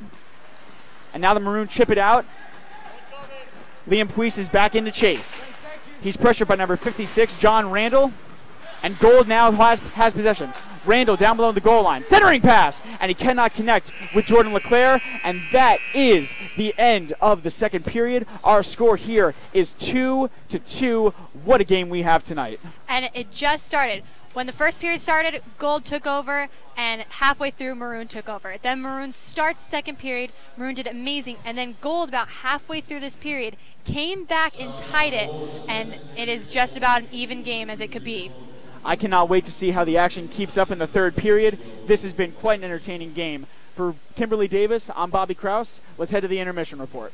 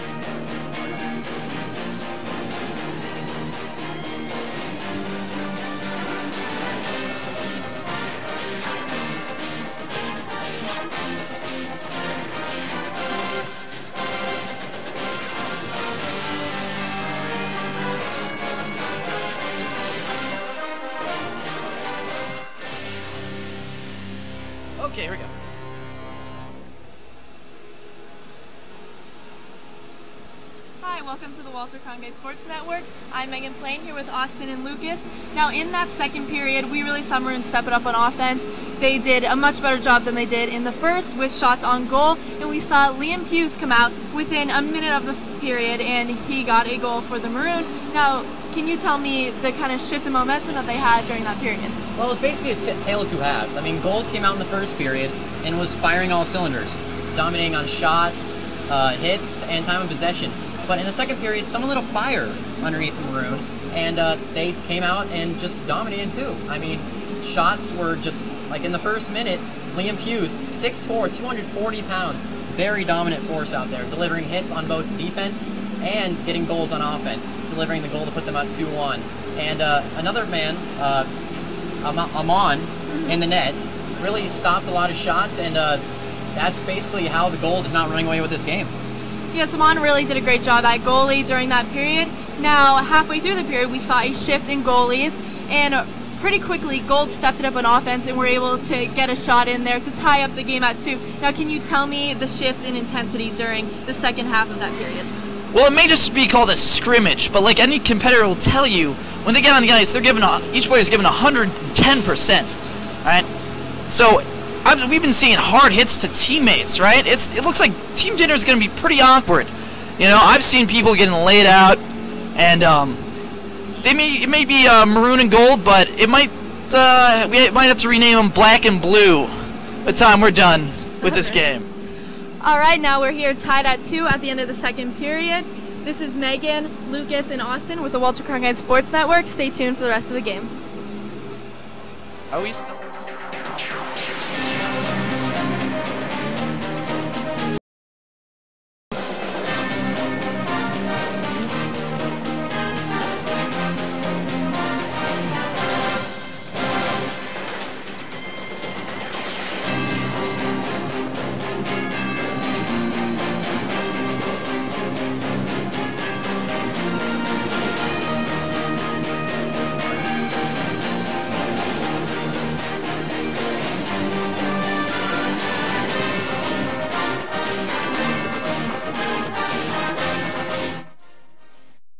Championship, defeating Robert Morris University 3-1. After 4 years of hard work put in by Coach Powers and the seniors, as well as the rest of the team, the Murdoch Cup will finally be coming home to Tempe, and the team's a bit excited, to say the least. Yeah, I was really worried in the last 2 minutes. I don't know if anybody wasn't that was with the ASU. Robert Morris didn't go away. They got a big goal, and they were all over us, and the guys shut the door, and Robert shut the door, and we're really proud of them. You know, there was one point there when they tied it up, and they had a couple chances, but, you know, we have a great goalie, and that's a big key for us, and we just knew we'd pull it out. I mean, everybody believed, though. You know, no one was going to beat us on tonight. You know, no one could beat us tonight. It was amazing. You know, it was a rush. We were nervous. We were happy. It was just a roller coaster. It was so much fun. It was amazing. You know, I mean, the guys, they executed our game plan to a T. They could have probably scored a little more, but, you know, that's a good goalie, a great team that we played, incredibly well coached, and sky's the limit for Robert Morris. I'm speechless, you know. It's a great group of guys we had here, and I couldn't imagine it doing it with anybody else. I'm just speechless. Our goalie played amazing all tournament. We had our fourth line, the best line in the whole tournament as well. And, you know, I can't even begin to describe the feeling that's going through my mind right now. I'm ecstatic. I'm so happy. You have no idea. Just can't wait to defend it next year. I mean, that's what we're going to do. We're going to try to do it, make it a repeat, you know. Can't wait. I'm ecstatic. I'm speechless. I don't even know what to say anymore. There's no words to describe this feeling right now. I'm so happy, and I'm most happy for the 8 seniors that we have on our team. They mean everything to us, and they built this franchise, and they are this team. And the reason we won is those 8 seniors. So they're going to be irreplaceable, but this is amazing. I'm just trying to take it all in. It's pretty surreal right now. I'm so happy. It's a long time coming, like you said, and so happy to go out this way. It's unbelievable. It's really, you can't really describe it. It really hasn't even hit me yet. It's an awesome feeling. It's the best group of guys, you know, I think I've ever played with, and it's really special, especially for us 8 seniors to go out on top. I couldn't be more proud. Yeah, it started here freshman year. Freshman year, we lost first round in Delaware, and 4 years later, we're hoisting the cup, and I couldn't be more happy. Like I said before the game, I told all these guys, this is the best group of guys I've ever played with, and 20 years of hockey, and I love each and every one of them like brothers, and they all battled hard, and I'm just so happy. I'm so proud of them. Oh, it's fucking Amazing. I'm not gonna lie to you boys, it's great. It's a great feeling. I love everyone in this room, and you know, hats off to Robert Morse. They played a great game, but we're number one, baby. Powers definitely coached a great tournament, a great season. He showed a lot of trust in his players and held everyone accountable, and just look at what happened. He had a vision when I first got here that, again, as I said before, I didn't see. We were a lower-ranked team, and he just kept on bringing in better and better players every year, and finally it came to a peak here, and we won the national championship. I couldn't imagine it with any other coach. I love the guy. He's unbelievable. He's been great to all of us, especially all the seniors, you know, especially the guys that have been here for 4 years when they came in. You know, he had a vision, and, you know, that's a reality now. So he's been unbelievable. He's been great to me, and I love him. Unbelievable. I mean, he saw, you know, me, Hex, and the other 6 seniors came in here with pretty much nothing, and Powers and Mr. Lynn, and took a lot of people to get it to where it is today, and hey, my hat's off to him. He's the man. He's the Renaissance man. He put this team together, built it from the ground up, and he's earned every right to hoist that trophy higher than anyone. I love the man, and I hope just the best for him. You said once that you had a feeling that the year you lost the U of A streak, you'd win the national championship. How amazing is it that that's actually true? I've always felt that way. I've always told my wife that. I've always told people close to me that was. I believe that in my heart when U of A got us, that we were ready to win. So you know, I think that's why I wasn't that upset, because I knew we were going to win this. So hats off to the seniors. Couldn't be happy for those guys to go out on top. They mean everything to our program. They're the kids that came in with me, and if there was ever a group, like I told the guys before the game, there's ever a group that deserves to go out on top, it's these 8 kids, and you know, they can leave a lasting legacy forever. Anything else you want to add? I love everyone on this team. I love it. I love everything about ASU, baby. Woo! We're the champs. We're the champs. Just so happy to go out this way. Just want to thank all the alumni and everyone else that's kind of helped us along the way, and everyone that's kind of helped this program grow to where it is today. This is for them as well. We're bringing the trophy home. Let's party. We're bringing the trophy home to Arizona, boys. Tempe, though. Fucking Tempe. Go Sun Devils. We started with a goal of leave a legacy. Seniors, did you leave a legacy? Fuck yeah! Alright? Start a dynasty. This doesn't stop tonight. We keep her fucking going, boys, alright? Hey, good fucking job. National champs. Future's bright. You know, we'll start recruiting tomorrow. And we'll be right back here. I mean, that was the goal. Leave a legacy, start a dynasty. And these seniors have definitely left a legacy, and now it's up to these young guys to start that dynasty. 3, 2, 1, and the Sun Devils have won the ACHA Men's Division I National Championship. They score the net of Robert Levin. The Sun Devils win. Sun Devils win their first ever Men's Division I ACHA title. An unbelievable finish in Newark, Delaware.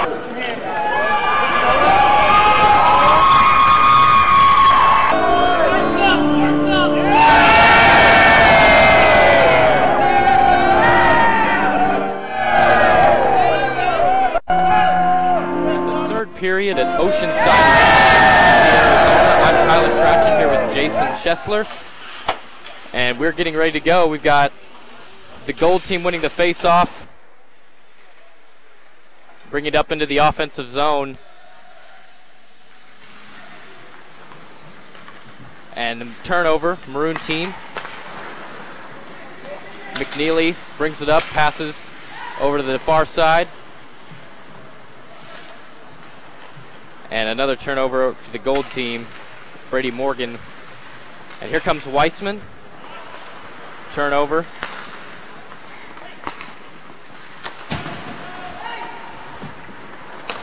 And pass.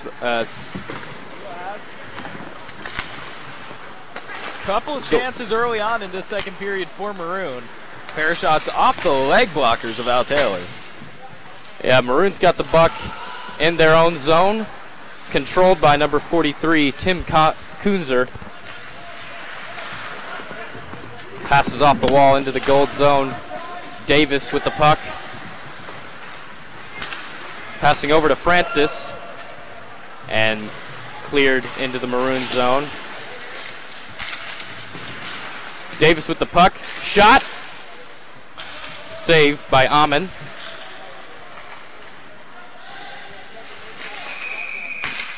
And we've got a stoppage in play. Didn't quite see the stoppage there yet. Looks like the net just came off for a moment there.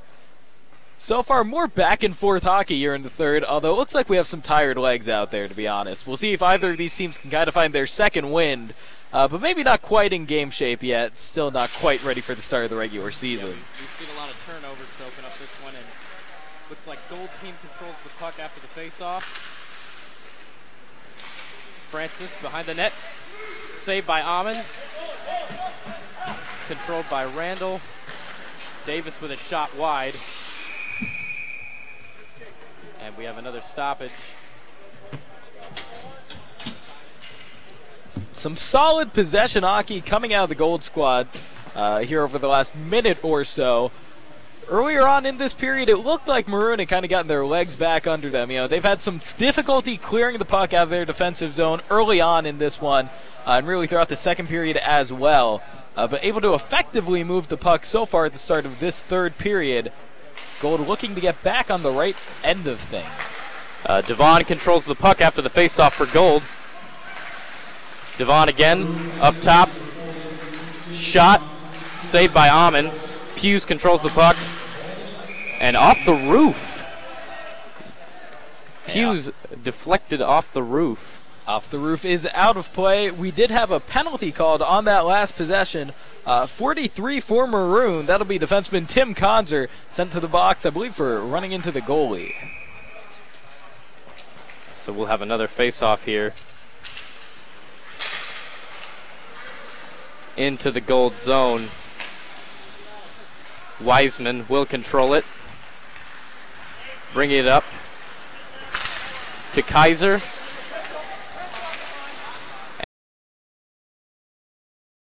Wiseman once again taking it up across the middle on the far side. Around. And it looks like Kaiser, nope. Everybody has to get back on side. Interesting to see these special teams unit out here in this M&G scrimmage. Last year, honestly, offensive special teams, the power play, definitely a point of struggle for the D2 Elite squad. This is dangerous. And here comes Gold team back into the offensive zone.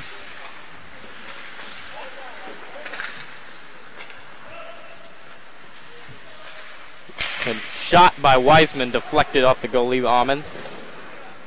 And the puck is cleared back into the Gold zone.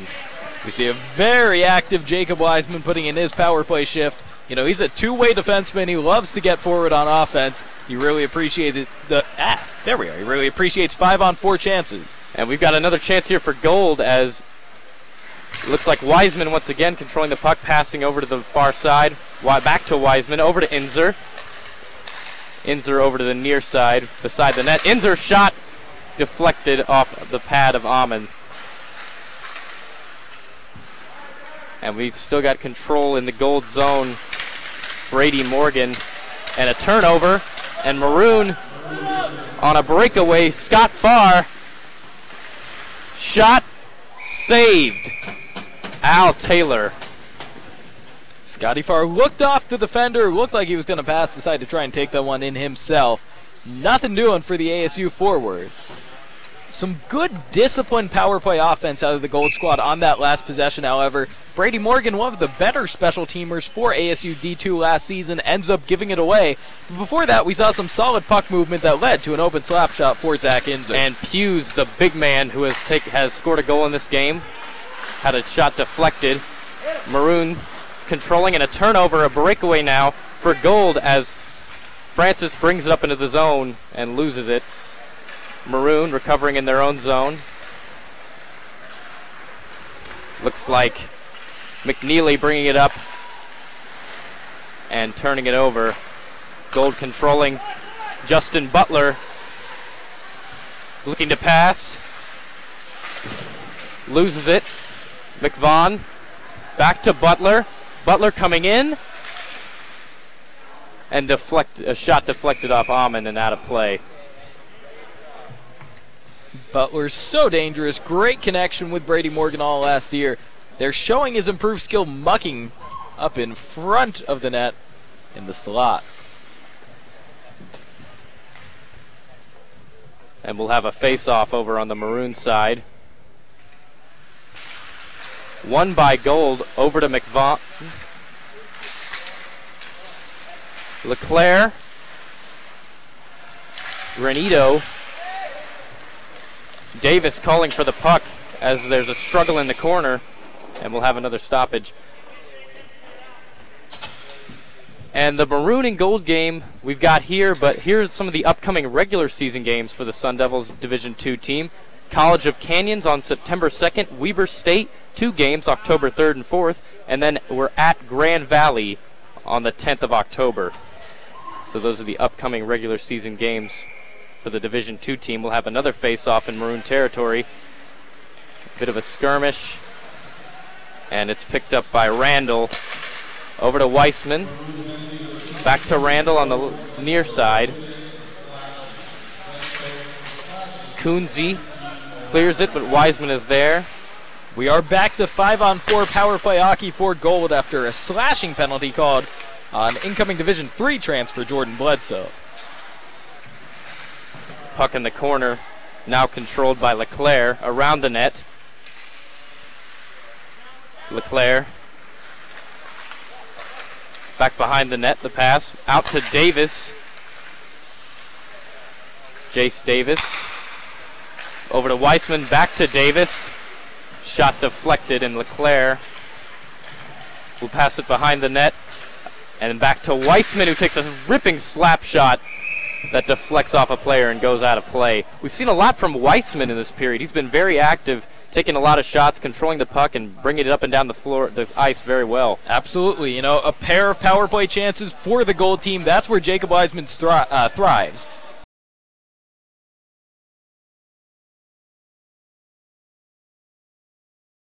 Slapper.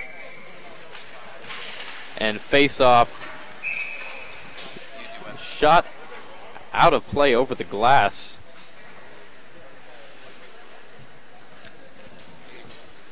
And Sun Devils, there's only one spot for all of your ASU athletic news, and that's CronkiteSports.com. Extensive coverage for football, hockey, basketball, baseball, softball, and many more. CronkiteSports.com, home of your ASU hockey broadcast and your Sun Devil athletics news. Puck cleared into the Gold zone as Taylor controls it, leaving it for Wiseman. Wiseman behind the net. Now bringing it up the ice. Pass to Inzer. Wiseman. Inzer in the Gold zone. And the pass up the offensive zone for Gold to Brady Morgan. And the puck once again cleared into the Gold zone. Yeah, a little miscommunication there. We saw great pressure on the PK from the Maroon squad. That's something this D2 team prides itself on. Almost led to an outlet chance for Brady Morgan, but he couldn't quite get his stick on the puck. Inzer controls it in the offensive zone. Back to Kaiser. He will shoot. Deflected. Back to 5-on-5. And Hughes from Maroon passes up to Bledsoe. And a missed shot by Blumfield. And now we'll see if the Maroon team can get the control in the offensive zone here. And the Gold team will have it as Inzer controls it behind the net. Passing up to Caselli as they turn it over. We'll have another line change. Lions with the puck into the Gold zone. Hughes, shot wide. Maroon still controls in the offensive zone, and now Gold controls it. Looks like Wiseman bringing it up again. And falling and turning it over as Maroon will have a breakaway here. Good movement by the rest of this Gold unit, covering for the fallen Jacob Wiseman. Took a little stumble on the offensive side of the ice. Still 4 players able to get back and defend for Gold. in what looked a little bit like a penalty kill formation. And we'll have Butler bringing it up, trying to leave it there for a teammate, but it unsuccessful. There we saw it, the communication. Justin Butler, Brady Morgan. Butler broke forward, looked like he was going to wrap it around behind the net, and instead just left that puck sitting right in the slot for Brady Morgan. Morgan again, he's improved at mucking. And in front of the net is the Maroon team. McNeely gets it out. Talk about leaving the puck in front of the net. Another effective play towards the slot. Just not quite good enough to beat Al Taylor, who's had himself quite the game for the goal. Davis controlling it in the gold zone. Passing over to Devon. And it is cleared by number 53, Jason Kuda. Maroon controls, bringing it up the ice. McNeely passing over. And now Bledsoe bringing it over. Looks like he tried to pass to McNeely, but was deflected. And another chance for McNeely, but wasn't able to convert on that one. Yeah, great play by Jace Davis. Poked that puck out, or that was going to be a one-on-one chance for Ryan McNeely.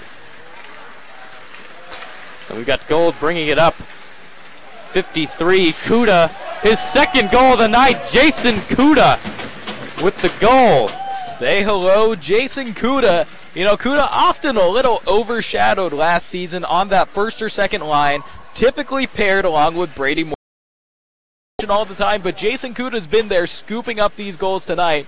Pair of goals for him. Spot on the D2 Elite team, certainly secure with this performance. But hey, he may be looking ahead to tomorrow's D1 M&G game, trying to get himself on a bench for that. Yeah, fantastic performance by Kuda so far in this one. As we are halfway through the second period. And Hughes will go back into the Maroon zone as, I believe, an icing call there.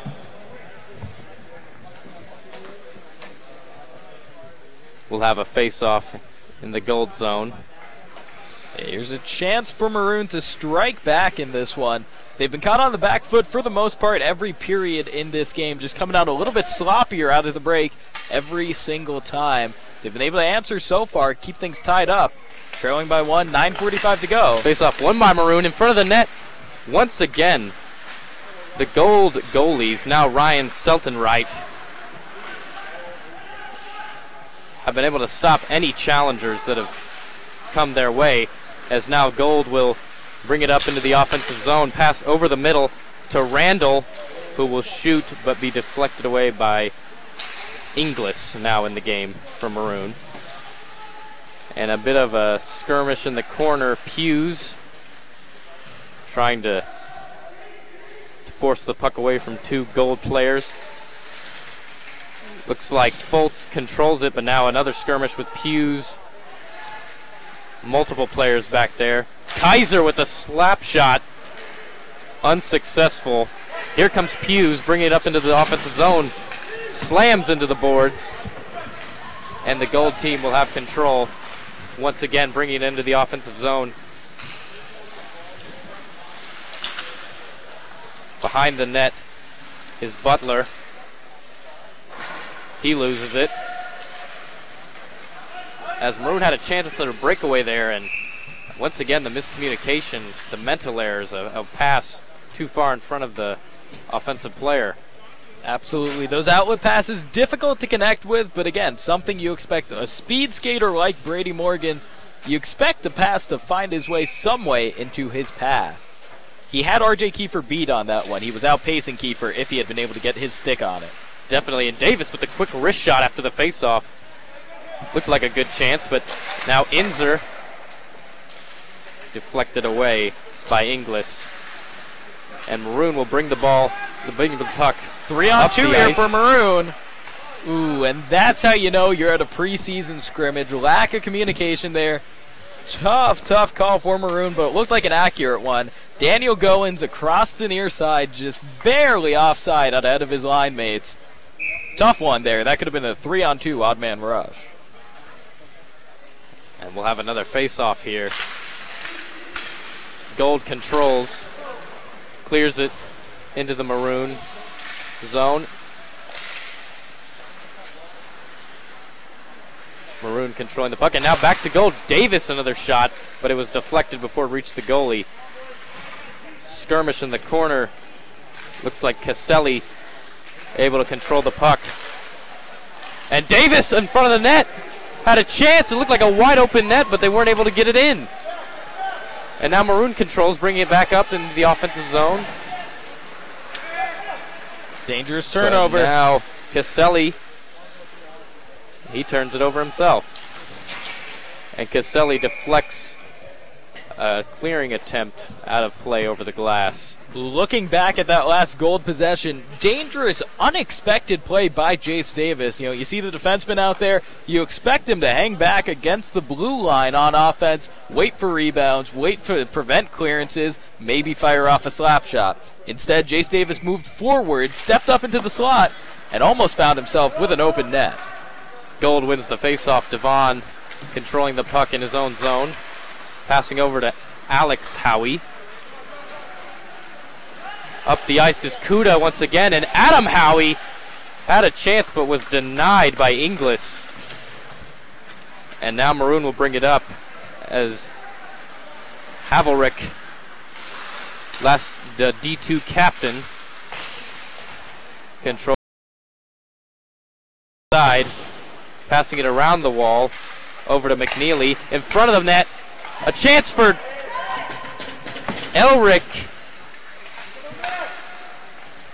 but was denied by Slayton Reich. Maroon still controlling the puck in the offensive zone. McNeely shot and saved by Seltenrich. Wow, the goalies have been really impressive for both teams. Absolutely great performance, maybe a game-saving performance from Ryan Seltenreich. Incredible communication that I want to talk about in this Maroon first line.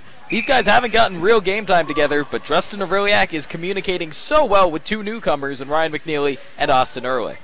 Definitely the communication has been the separator for these two teams. As the puck remains in the Maroon zone, struggle to control it. Looks like Weissman will pick it up and bring it up into the offensive side.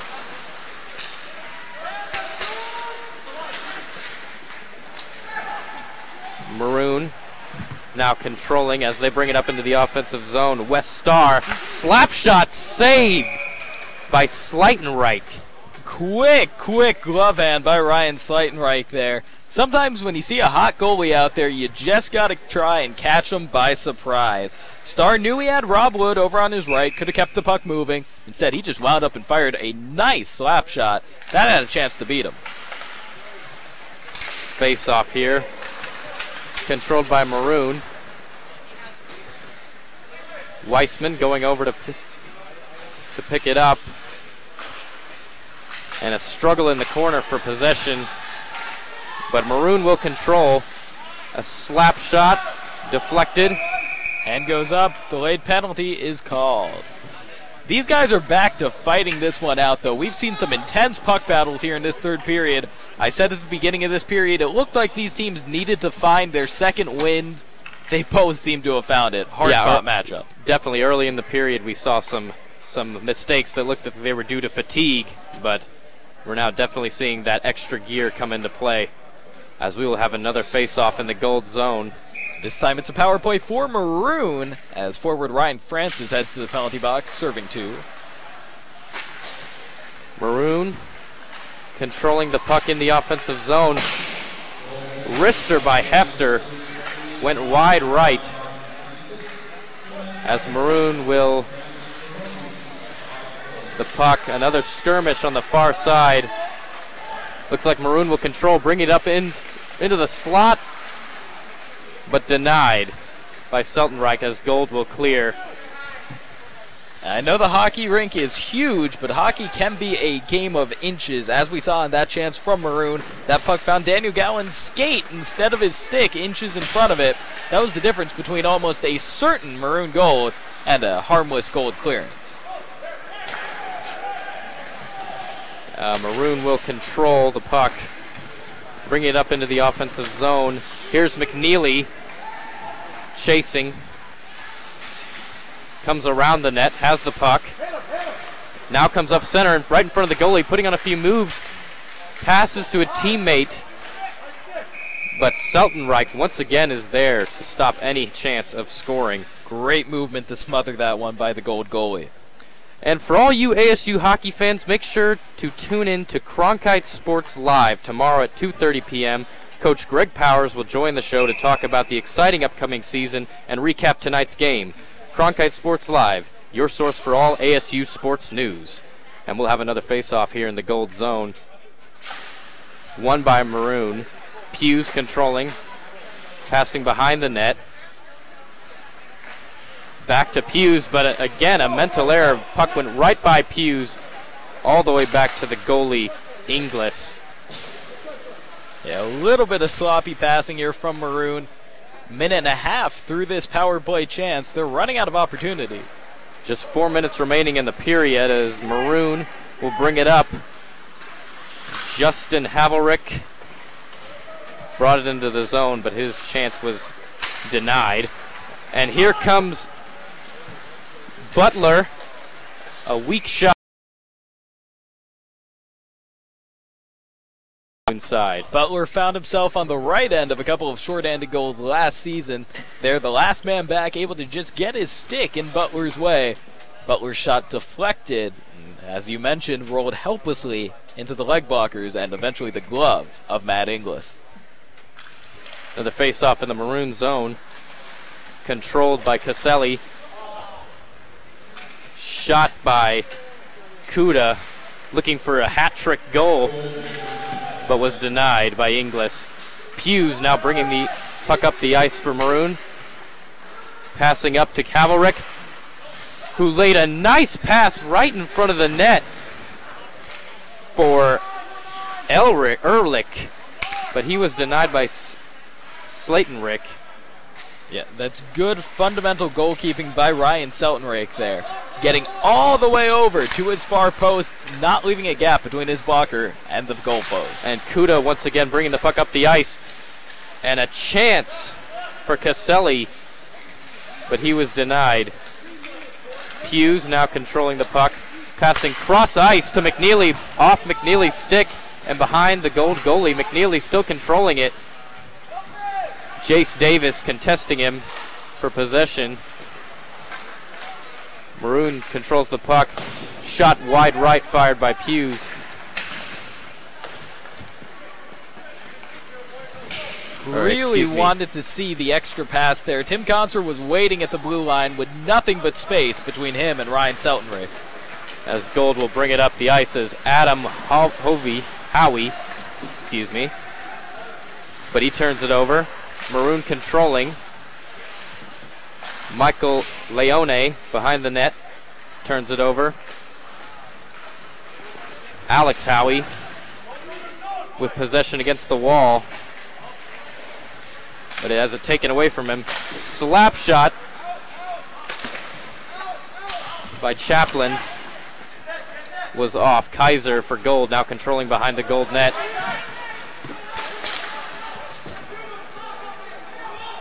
Turns it over. Now Maroon has it in their own zone. And Maroon really needing to get the offense going here with only a minute 45 left, as we'll see a stoppage in play. Yeah, we're seeing a real sense of urgency in the last couple of minutes from this Maroon squad. Obviously, they want to tie this game up just for pride's sake, but there are also individual players out there who don't know if they're going to make this team yet. They want to make their lasting impact here in the last minute 41 of this game. Definitely guys fighting for a roster spot, looking for that extra burst of energy to try to stand out so the coaches can make those decisions. And looks like we'll see a switch in the face-off as Leone was taken out. A Star won it for Maroon. Gold now controlling in the Maroon zone. It looks like Morgan passing behind the net over to Randall, who passes outside to Weissman, who passes back to Randall, who loses the puck. as Maroon now brings it up the ice. Leone, followed by Starr. Leone controlling in the corner. Maroon pulls the goalie, minute left here, 6-on-5. And a wrist shot fired there by Kunze was stopped by Seltenrich. Maroon really dialing up the pressure the last couple minutes, applying that offensive zone pressure, trying to force the defensive zone turnovers from Gold. And now it doesn't get any more intense than this. 6-on-5, no goalie in net for Maroon. And we'll see the face-off in the Gold zone. Kunze controlling on the outside, leaving the puck for Cottoner, who passes behind the net to Ehrlich. And looks like Weissman's over there fighting for the puck in the corner. And maybe a little too into it for these officials' taste. We'll see what the call is. Yes, the 6-on-5 scenario, yes, you get an extra man just like in a power play situation. However, 11 players on the ice instead of 9 like in a power play, there's just less space to work with. That extra man out there just has less room to operate. There are more passing lanes than 5-on-5, but not nearly as many as you'd find in a 5-on-4. Important face-off here in the Gold zone. Maroon does win it, as Davis will contest Weissman back there. And Maroon still controlling it.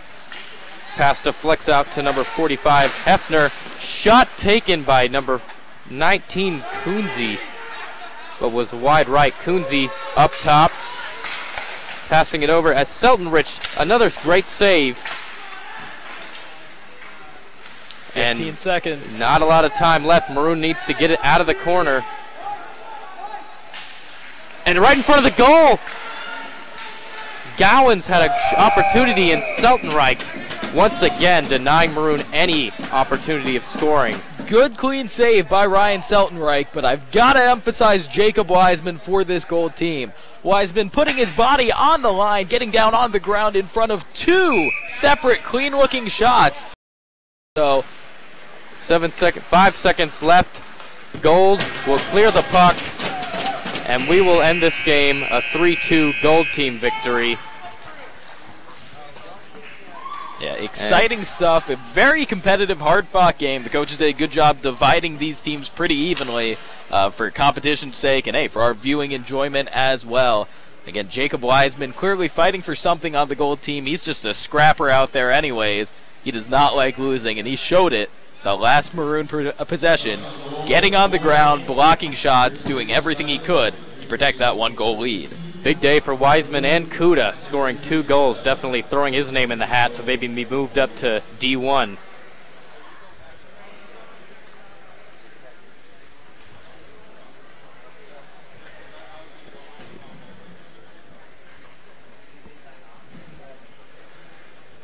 And this has been Tyler Strachan with Jason Chesler here from Oceanside Arena in Tempe, Arizona. Hope y'all have a great night. Thank you.